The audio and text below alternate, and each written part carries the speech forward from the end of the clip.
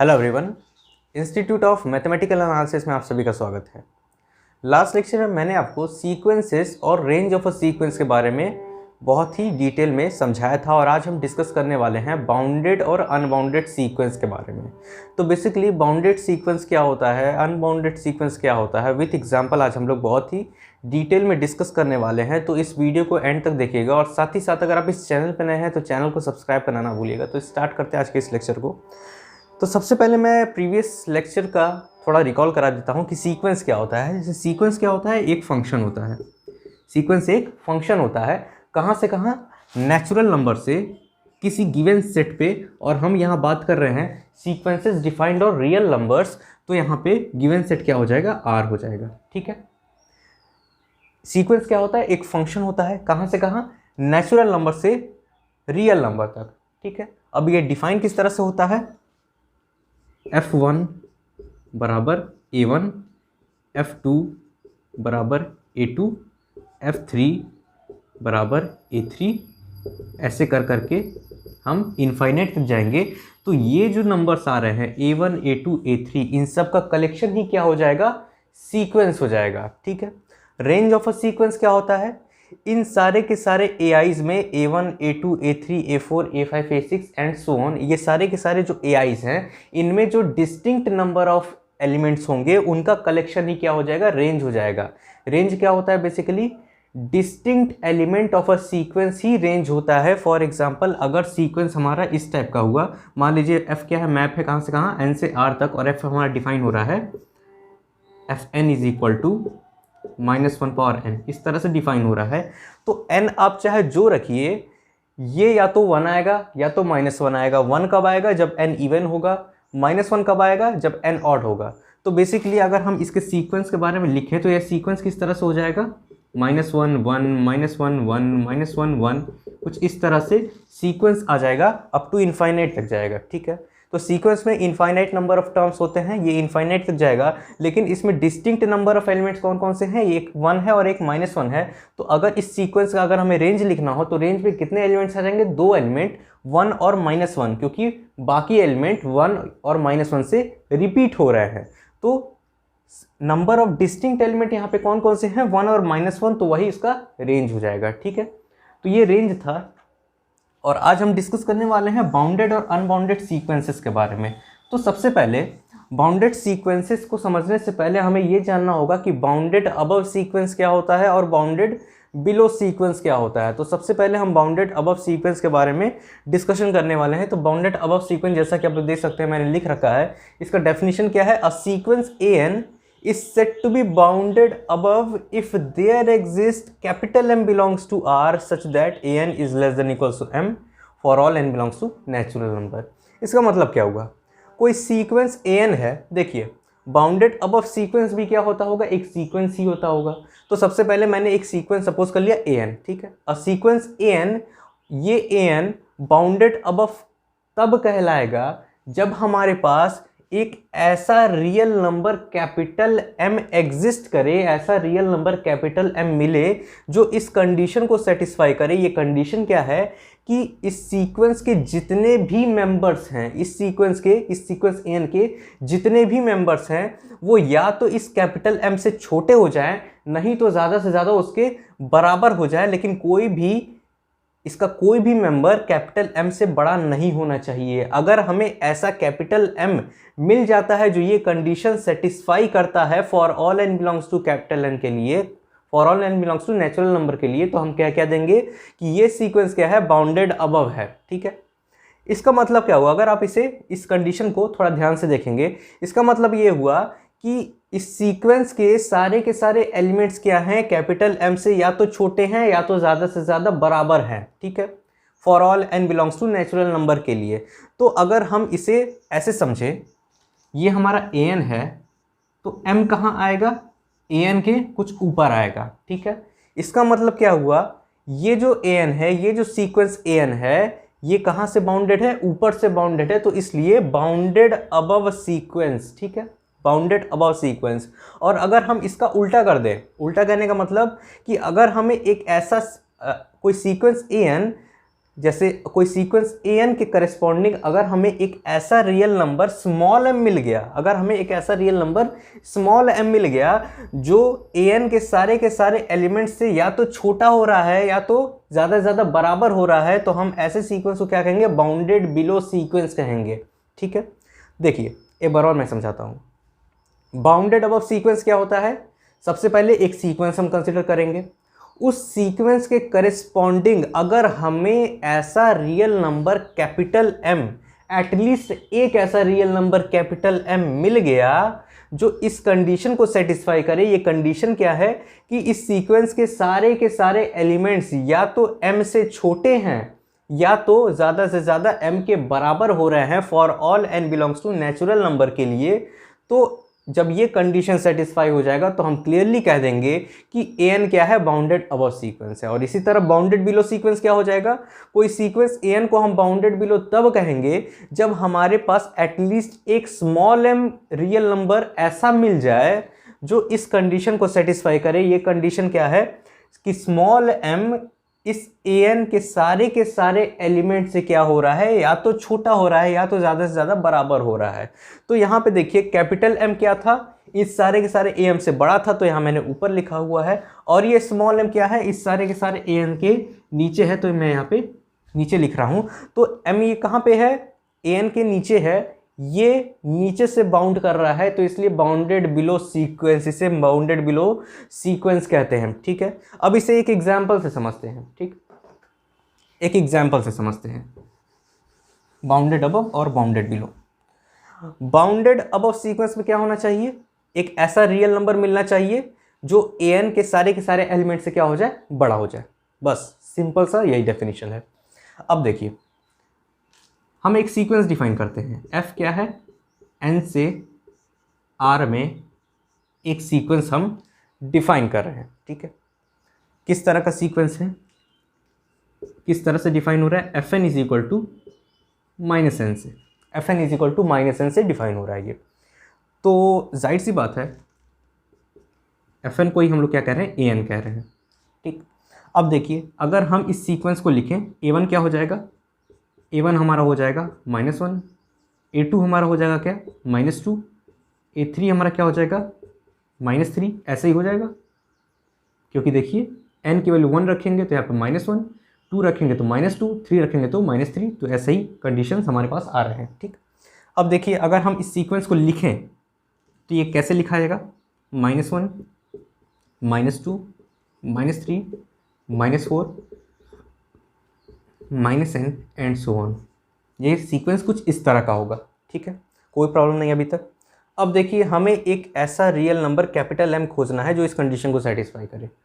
मान लेते हैं अगर हम इसे ध्यान से देखें तो ये सारे के सारे क्या हैं, निगेटिव इंटीजर्स हैं, ये सारे के सारे निगेटिव इंटीजर्स हैं। हम मान लेते हैं capital M is equal to 0, capital M is equal to 0। अब देखिए कैपिटल M जैसे ही मैंने 0 लिया तो an क्या हो जाएगा, less than equal to m हो जाएगा for all n belongs to natural number. ठीक है, ये होगा कि नहीं होगा, देखिए कैपिटल M मैंने 0 ले लिया, an क्या है, an या तो -1 है या तो -2, -3, -4, ये सारे के सारे निगेटिव इंटीजर्स हैं। और 0 हमेशा हर एक निगेटिव इंटीजर से क्या हो जाएगा, बड़ा हो जाएगा।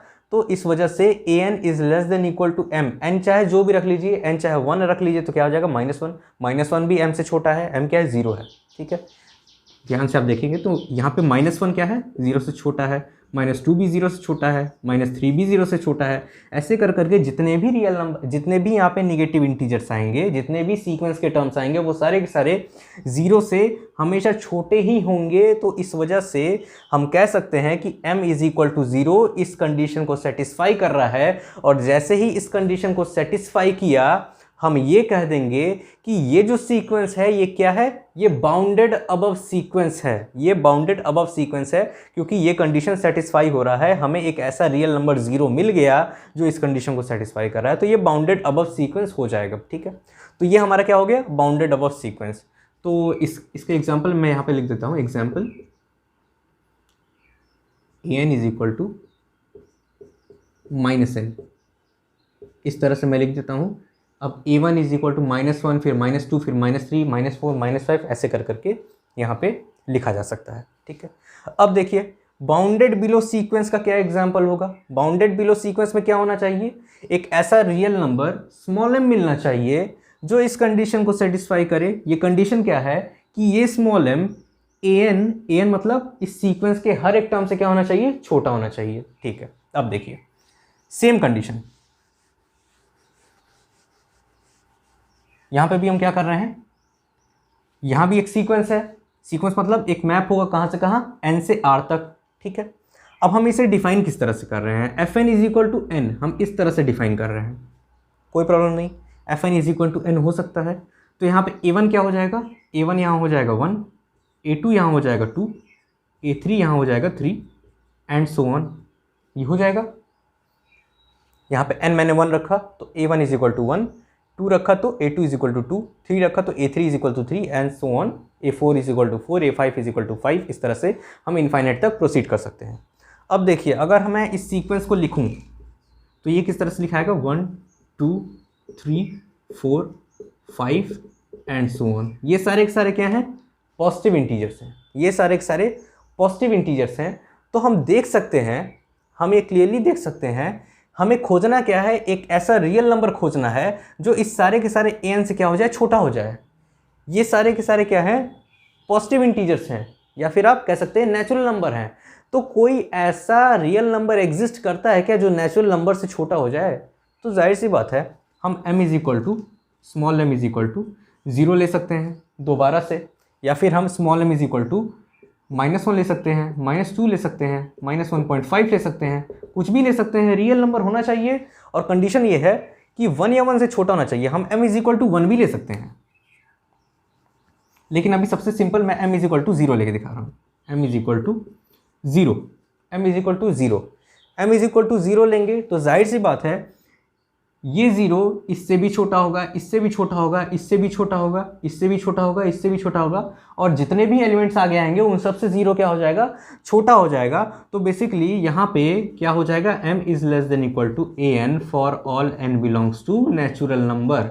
ये कंडीशन सेटिस्फाई होगा, और यही कंडीशन क्या है, बाउंडेड बिलो सीक्वेंस का कंडीशन है। तो ये सीक्वेंस क्या हो जाएगा, एक बाउंडेड बिलो सीक्वेंस हो जाएगा। ठीक है, देखिए m इज इक्वल टू हम लोग 1 भी ले सकते हैं, m इज इक्वल टू 1 भी ले सकते हैं। अब देखिए यहाँ पे देखिए 1 इज इक्वल टू 1 हो रहा है, कोई प्रॉब्लम नहीं, 2 is greater equals 1, 3 is greater equals 1। तो यहाँ पे बेसिकली क्या आ रहा है, ये क्या है हमारे पास, m है, ये m है, ये m है, ये भी m है। तो हो क्या रहा है, यहाँ पे इक्वल टू को अगर हम इग्नोर करके यहाँ पे ग्रेटर इक्वल टू का सिंबल लगा दे तो भी कंडीशन सेटिस्फाई रहेगा, क्योंकि 1 1 से ग्रेटर तो नहीं है, लेकिन यहाँ पे इक्वल का भी तो कंडीशन है, तो यहाँ पे 1 1 के इक्वल हो जाएगा। ठीक है, तो बेसिकली हम देख क्या रहे हैं, m हर एक an से क्या हो रहा है, या तो छोटा हो रहा है या तो बराबर हो रहा है। m हर एक an से या तो छोटा हो रहा है या तो बराबर हो रहा है। तो इस वजह से ये भी कंडीशन दोबारा से सेटिस्फाई हो जाएगा, और ये क्या हो जाएगा, ये कंडीशन है बाउंडेड बिलो सीक्वेंस का। तो ये सीक्वेंस फिर से बाउंडेड बिलो हो गया है। लेकिन हमें क्या चाहिए, देयर एग्जिस्ट लिखा हुआ है। अगर हमें एक भी मिल जाएगा तो हम क्लियरली कह देंगे कि ये सीक्वेंस बाउंडेड बिलो है, या फिर यहाँ पे एक भी ऐसा कैपिटल M मिल जाएगा जो इस कंडीशन को सेटिस्फाई करेगा तो हम कह देंगे कि ये बाउंडेड अबव सीक्वेंस है। ठीक है, अब देखिए अब हम बात करते हैं बाउंडेड सीक्वेंस की। इसके एग्जाम्पल मैं यहाँ पे लिख देता हूँ।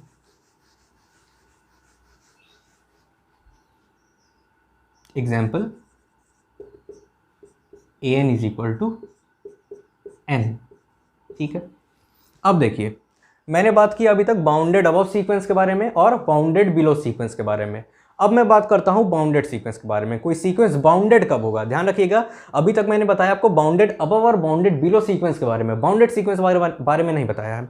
तो बाउंडेड सीक्वेंस क्या होता है, ऐसा सीक्वेंस जो बाउंडेड अबव भी हो और बाउंडेड बिलो भी हो, ऐसे सीक्वेंस को हम क्या कह देंगे, बाउंडेड सीक्वेंस कह देंगे। ठीक है, बाउंडेड अबव होने का मतलब एक हमें कैपिटल M ऐसा मिले जो इस कंडीशन को सेटिस्फाई करे।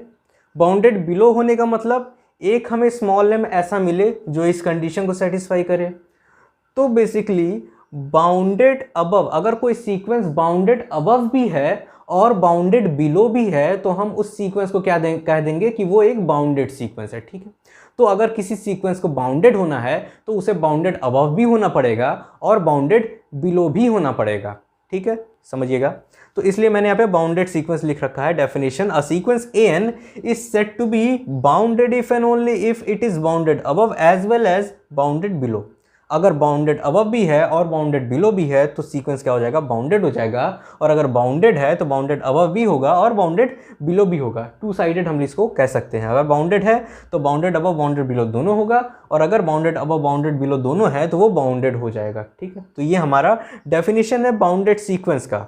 मैं फिर से बता रहा हूँ, बाउंडेड सीक्वेंस क्या होता है, ऐसा सीक्वेंस जो बाउंडेड अबव भी हो जाए और बाउंडेड बिलो भी हो जाए, ऐसे सीक्वेंस को हम क्या कह देंगे, बाउंडेड सीक्वेंस कह देंगे। ठीक है, तो देखिए इसका मतलब क्या है, बाउंडेड अबव का क्या मतलब है, ये कंडीशन सेटिस्फाई होना चाहिए। बाउंडेड बिलो का क्या सीक्वेंस है, सॉरी बाउंडेड बिलो का क्या कंडीशन है, ये कंडीशन सेटिस्फाई होना चाहिए। तो अगर हम इन दोनों कंडीशन को एक में मिला दें तो हमें मिलेगा क्या, तो यहाँ पे लिखा हुआ है there that is there exist small m and capital M belongs to R such that small m is less than equals an and less than equals capital M for all n belongs to natural number। तो देखिए ये condition और ये condition अगर हम मिला दें तो यहाँ पे an कॉमन है, यहाँ पे m an से छोटा हो रहा है और यहाँ पे कैपिटल M an से बड़ा हो रहा है। तो मैंने इन दोनों कंडीशन को मिला दिया। तो अगर ये कंडीशन किसी सीक्वेंस में सेटिस्फाई हो जाएगा तो वो सीक्वेंस क्या हो जाएगा, बाउंडेड सीक्वेंस हो जाएगा। ठीक है, अब या तो आप देखिए कि कोई सीक्वेंस बाउंडेड अबव है या बाउंडेड बिलो है। अगर दोनों हुआ तो वो बाउंडेड, और ऐसा नहीं देखना चाहते हैं तो आप क्लियरली या तो स्मॉल m खोजिए और कैपिटल M खोजिए और दिखाइए कि ये कंडीशन सेटिस्फाई हो रहा है कि नहीं हो रहा है। अगर ये कंडीशन सेटिस्फाई है तो सीधा सीधा वो सीक्वेंस क्या हो जाएगा, बाउंडेड हो जाएगा। नहीं तो आप अलग अलग खोजिए, पहले आप इसे इग्नोर कीजिए और दिखाइए कि ये कंडीशन सेटिस्फाई हो रहा है कि नहीं, ये कंडीशन किसका है, बाउंडेड बिलो का है। फिर आप इसे इग्नोर कीजिए और दिखाइए कि ये कंडीशन सेटिस्फाई हो रहा है कि नहीं, ये कंडीशन किसका है, बाउंडेड अबव सीक्वेंस का है। तो या तो आप बाउंडेड अबव और बाउंडेड बिलो अलग अलग खोजिए या तो आप एक में ही खोज लीजिए, स्मॉल m और कैपिटल M। ठीक है, तो ये हमारा डेफिनेशन है बाउंडेड सीक्वेंस का। अब इसके एग्जाम्पल के बारे में डिस्कस करते हैं। एग्जाम्पल देखिए, सबसे पहले हम इसे चेक करते हैं, क्या ये बाउंडेड सीक्वेंस है। तो अगर हम इसके बारे में देखें तो ये क्या हो जाएगा, यहाँ पे an क्या हो जाएगा, -n है, और -n का मतलब -1 -2 -3 -4 एंड सो ऑन। ये इस तरह का सीक्वेंस है। ये जो है ये एक बाउंडेड अबव सीक्वेंस है। बाउंडेड अबव सीक्वेंस होने का क्या मतलब है कि हमें कैपिटल M मिल रहा है, लेकिन क्या स्मॉल m मिलेगा, तो स्मॉल m नहीं मिलेगा। ठीक है, क्यों नहीं मिलेगा, अब स्मॉल m क्यों नहीं मिलेगा, क्योंकि यहाँ पे आप देख रहे हैं जैसे ही मैं स्मॉल m मान लीजिए, मैं मान लेता हूँ स्मॉल m -5, स्मॉल m -5 मान लेता हूँ। तो स्मॉल m अगर मैं -5 मान लूँ तो यहाँ पे होना क्या चाहिए बाउंडेड बिलो के लिए कि हर एक सीक्वेंस का मेंबर an इस -5 से क्या होना चाहिए, बड़ा होना चाहिए। हर एक सीक्वेंस an इस -5 से ज़्यादा बराबर हो, नहीं तो बड़ा हो जाए। ठीक है, तो लेकिन यहाँ पे क्या हो रहा है, यहाँ पे -5 भी आ रहा है, फिर -6 भी आ रहा है एंड सो ऑन। ठीक है, कोई प्रॉब्लम नहीं। अब देखिए यहाँ पे हो क्या रहा है, -5 को सबसे छोटा होना था, -5 को सबसे छोटा होना था यहाँ पे। इसे अगर बाउंडेड बिलो होना है तो यहाँ पे स्मॉल m को सबसे छोटा होना पड़ेगा। स्मॉल m मैंने क्या माना है, -5 माना है। तो यहाँ पे स्मॉल m सबसे छोटा हो पाएगा क्या, बिल्कुल नहीं हो पाएगा, क्योंकि यहाँ पे -6 ऑलरेडी इस सीक्वेंस में है जो ऑलरेडी -5 से छोटा है। समझिएगा, अगर इसे बाउंडेड बिलो सीक्वेंस होना होता तो क्या मिलना होता, एक ऐसा स्मॉल m मिलना होगा जो इस कंडीशन को सेटिस्फाई करे। ये कंडीशन क्या है कि ये जो स्मॉल m है ये an से हमेशा छोटा होना चाहिए। ये जो m है an से हमेशा छोटा होना चाहिए हर एक n के करस्पॉन्डिंग। तो यहाँ पे m अगर मैं -5 सपोज कर लूँ तो -5 को सबसे छोटा होना पड़ेगा, -5 को सबसे छोटा होना पड़ेगा। तो यहाँ पे क्या -5 सबसे छोटा होगा इस सीक्वेंस में, तो बिल्कुल नहीं होगा, क्योंकि -6 ऑलरेडी इससे छोटा है। तो ये कंडीशन सेटिस्फाई ही नहीं होगा। -5 इज लेस देन इक्वल्स -6, ये कंडीशन ट्रू होगा ही नहीं। ये कंडीशन कभी ट्रू नहीं हो सकता, क्योंकि -6 छोटा है -5 से। ठीक है, अब देखिए, अब देखिएगा, अगर मैं इसे -6 कर दूं, अगर मैं इसे -6 कर दूं तो क्या अब ये सबसे छोटा हो जाएगा, तो बिल्कुल नहीं। इसके आगे -7 भी आएगा तो -7 -6 से भी छोटा हो जाएगा। फिर से हमारे पास दिक्कत आ जाएगी। फिर अगर मैं इसे -7 सपोज कर दूं तो फिर हमें -8 मिल जाएगा। ऐसे कर करके m अगर हम जो भी सपोज करें उससे छोटा एलिमेंट हमें इस an में मिल जाएगा। तो हमें पता क्या चल रहा है कि ये सीक्वेंस क्या है, बाउंडेड बिलो तो नहीं है, ये सीक्वेंस बाउंडेड बिलो नहीं हो सकता है। हालांकि ये बाउंडेड अबव है लेकिन ये बाउंडेड बिलो नहीं हो सकता है, और इस वजह से हम कह सकते हैं ये बाउंडेड अबव तो है लेकिन बाउंडेड बिलो नहीं है, और इस वजह से ये सीक्वेंस बाउंडेड नहीं है। ठीक है, ये सीक्वेंस बाउंडेड नहीं है। ठीक है, अब देखिए, अब ये सीक्वेंस तो बाउंडेड नहीं हुआ। अब देखते हैं क्या ये सीक्वेंस बाउंडेड है। तो ये सीक्वेंस क्या हो जाएगा, an क्या है यहाँ पे an है, n इसका क्या मतलब है 1 2 3 4 5 6 एंड सो ऑन, ये है। ठीक है, ये बाउंडेड बिलो तो है लेकिन ये बाउंडेड अबव नहीं है। क्यों बाउंडेड अबव नहीं है, मान लीजिए हम कैपिटल M सपोज करते हैं, same procedure, capital M suppose करते हैं 5, कैपिटल M 5 सपोज करते हैं, तो इस 5 को an के हर एक एलिमेंट से बड़ा होना पड़ेगा। क्या ये हो पा रहा है क्या, बिल्कुल नहीं हो पाएगा, क्योंकि 6 हमें ऐसा मिल गया, 6 हमें ऐसा मिल गया जो 5 से भी बड़ा है, और होना क्या चाहिए, 5 को 6 से बड़ा होना चाहिए था, 5 को 6 से बड़ा होना चाहिए था इसके अकॉर्डिंग, लेकिन 6 5 से बड़ा है, तो ये कंडीशन गलत हो गया। ठीक है, अब मान लीजिए m इज इक्वल टू मैं 6 मान लूँ, तब क्या सेटिस्फाई होगा, बिल्कुल नहीं सेटिस्फाई होगा, क्योंकि 6 के आगे 7 भी मिल जाएगा जो कि 6 से बड़ा हो जाएगा। फिर 7 अगर मैं कैपिटल M मान लूँ तो हमें 8 मिल जाएगा, फिर 9 मिल जाएगा, 10 मिल जाएगा। तो हम देख क्या रहे हैं कि ये जो सीक्वेंस है ये बाउंडेड बिलो तो है लेकिन ये बाउंडेड अबव नहीं है, और इस वजह से ये बाउंडेड सीक्वेंस भी नहीं हो पाएगा। ठीक है, ये बाउंडेड बिलो है लेकिन बाउंडेड अबव है, सॉरी बाउंडेड बिलो है लेकिन ये बाउंडेड अबव नहीं है, इस वजह से ये बाउंडेड सीक्वेंस नहीं हो पाएगा। तो अब हम एक अलग से एग्जांपल डिस्कस करते हैं बाउंडेड सीक्वेंस का। ठीक है, मान लेते हैं f क्या है, मैप है कहाँ से कहाँ, n से r में, ये एक सीक्वेंस है। सीक्वेंस किस तरह से डिफाइन हो रहा है, fn is equal to -1 raise power n, इस तरह से डिफाइन हो रहा है। ठीक है, तो अब देखिए, अब इसके सीक्वेंस में हम क्या लिखेंगे, 1 -1 1 -1 1 -1, यही आएगा। स्टार्टिंग यहाँ पे -1 से होगा। ठीक है, -1 1, ये इस तरह से ये एक सीक्वेंस आएगा। ठीक है, अब क्या ये सीक्वेंस बाउंडेड है, तो ये सीक्वेंस बाउंडेड है कि नहीं है, हमें इसके लिए चेक करना पड़ेगा कि ये बाउंडेड अबव है या नहीं है और बाउंडेड बिलो है या नहीं है। तो क्या ये सीक्वेंस बाउंडेड अबव है, बाउंडेड अबव के लिए हमें क्या चाहिए था, एक हमें अपर लिमिट चाहिए, कैपिटल M चाहिए जो इस कंडीशन को सेटिस्फाई करे। हम मान लेते हैं capital M is equal to 2 मान लेते हैं, capital M is equal to 2 मान लेते हैं। तो क्या ये सेटिस्फाई होगा, an जो है हर एक एलिमेंट इस सीक्वेंस का हमेशा 2 से छोटा हो जाएगा, तो इस वजह से ये सीक्वेंस बाउंडेड अबव हो जाएगा। ठीक है, देखिए कैपिटल M मैंने 2 मान लिया और इस सीक्वेंस में सिर्फ 2 एलिमेंट हैं 1 और -1, तो यहाँ पे क्या आ जाएगा, 1 और -1 दोनों ही 2 से छोटे हैं, तो इस वजह से ये कंडीशन सेटिस्फाइड और सीक्वेंस क्या हो जाएगा, बाउंडेड अबव। अब क्या ये बाउंडेड बिलो है, तो हम स्मॉल m मान लेते हैं -2, स्मॉल m -2 मान लेते हैं। तो जाहिर सी बात है an क्या है, या तो 1 है या तो -1 है, और -2 1 से भी छोटा है और 1 से भी छोटा है और -1 से भी छोटा है, तो इस वजह से ये कंडीशन दोबारा से सेटिस्फाई कर गया और ये बाउंडेड बिलो भी हो गया। तो ये सीक्वेंस अगर हम देखें तो ये बाउंडेड अबव भी है और बाउंडेड बिलो भी है, तो इस वजह से ये सीक्वेंस क्या हो जाएगा, एक बाउंडेड सीक्वेंस हो जाएगा। तो बाउंडेड सीक्वेंस का एक एग्जाम्पल है ये सीक्वेंस -1 रेज़ पावर n, इसका एक एग्जाम्पल -1 पावर n, ये एक सीक्वेंस हो गया। ठीक है, और किसी सीक्वेंस को अगर आपको बाउंडेड देखना है तो आप एक चीज़ और देख सकते हैं कि अगर कोई सीक्वेंस गिवन है तो उसका रेंज सेट फाइंड आउट कीजिए। ठीक है, अगर कोई सीक्वेंस है तो उसका रेंज सेट फाइंड आउट कीजिए। अगर रेंज में फाइनाइट नंबर ऑफ एलिमेंट्स हैं तो सीधे सीधे वो सीक्वेंस क्या हो जाएगा, बाउंडेड हो जाएगा। ठीक है, जैसे इसमें है, इसका रेंज सेट में सिर्फ 2 एलिमेंट है 1 और -1, रेंज सेट में सिर्फ 2 एलिमेंट है 1 और -1, इसका मतलब रेंज सेट में सिर्फ 2 एलिमेंट हैं, और 2 जैसे ही फाइनाइट नंबर ऑफ एलिमेंट्स हुए, ये सीक्वेंस क्या हो जाएगा, बाउंडेड हो जाएगा।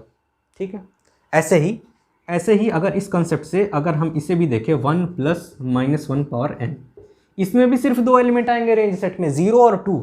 n की वैल्यू 1 रखिए, n की वैल्यू 1 रखिए तो क्या हो जाएगा 1 - 1 0।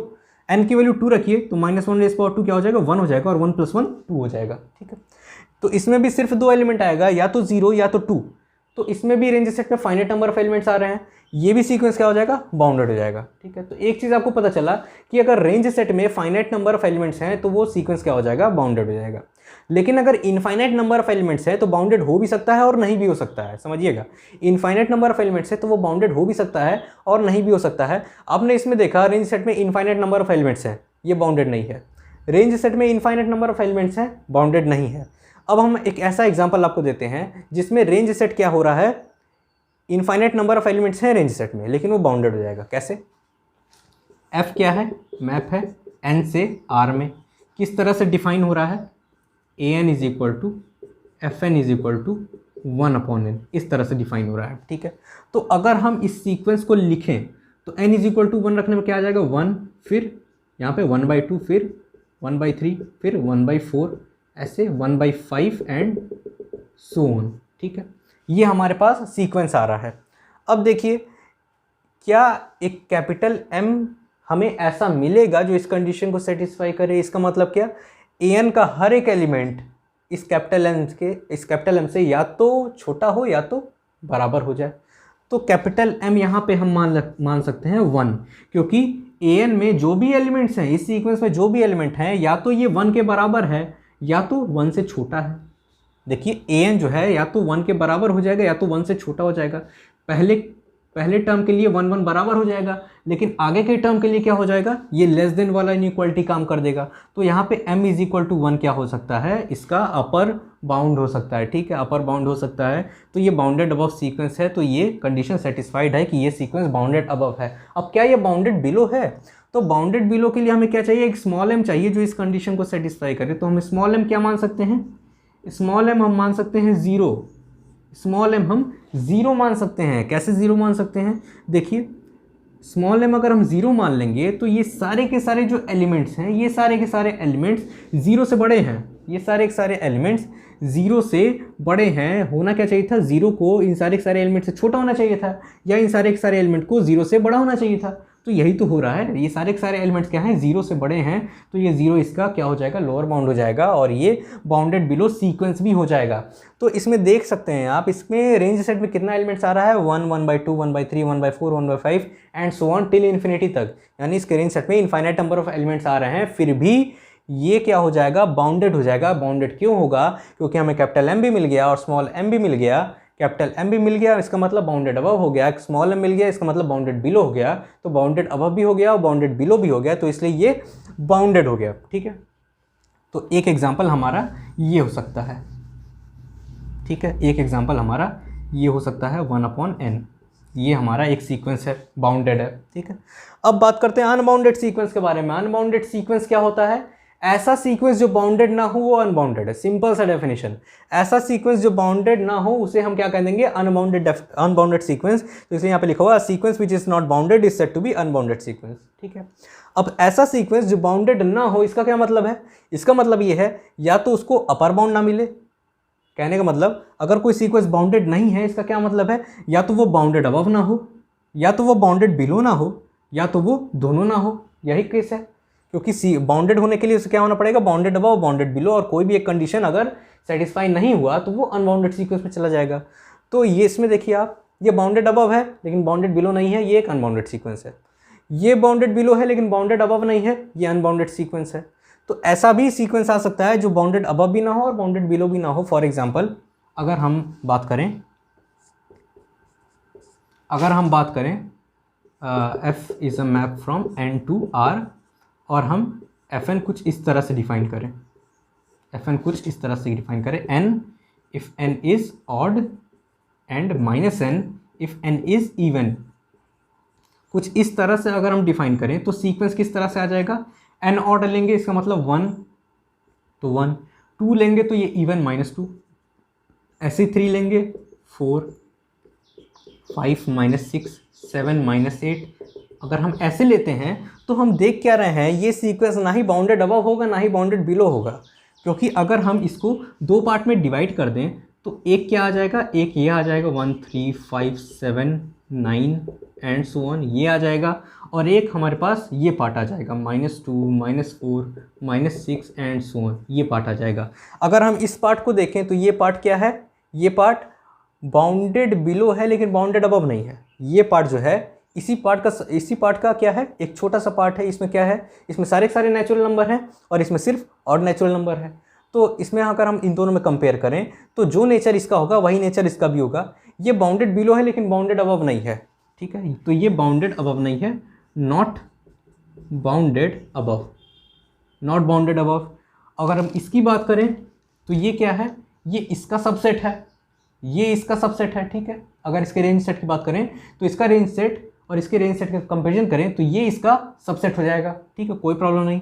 अब देखिए ये क्या है, ये बाउंडेड अबव है लेकिन बाउंडेड बिलो नहीं है, तो यहाँ पे क्या है, नॉट बाउंडेड बिलो। तो ये बाउंडेड बिलो नहीं है, ये बाउंडेड अबव नहीं है, और इन दोनों का मिक्सचर ही क्या है, सीक्वेंस है। तो ये ना ही बाउंडेड अबव है ना ही बाउंडेड बिलो है, तो इस वजह से क्या हो जा रहा है, अनबाउंडेड सीक्वेंस हो जाएगा, ठीक है, ये अनबाउंडेड सीक्वेंस हो जाएगा। तो ये एग्जांपल था अनबाउंडेड सीक्वेंस का। तो ये बेसिकली आज का लेक्चर था बाउंडेड और अनबाउंडेड सीक्वेंस पे। होप आप लोग को लेक्चर समझ में आया होगा। अगर आपको कोई डाउट होता है तो आप कमेंट सेक्शन में कमेंट कर सकते हैं। अगर आपको ये लेक्चर पसंद आता है तो इस लेक्चर को लाइक करें, शेयर करें, और अगर आप इस चैनल पर नए हैं तो चैनल को सब्सक्राइब करना ना भूलें। तो अपने नेक्स्ट लेक्चर में हम कुछ और इंपॉर्टेंट टॉपिक्स डिस्कस करने वाले हैं। तो मिलते हैं नेक्स्ट सेक्शन में। Have a nice day.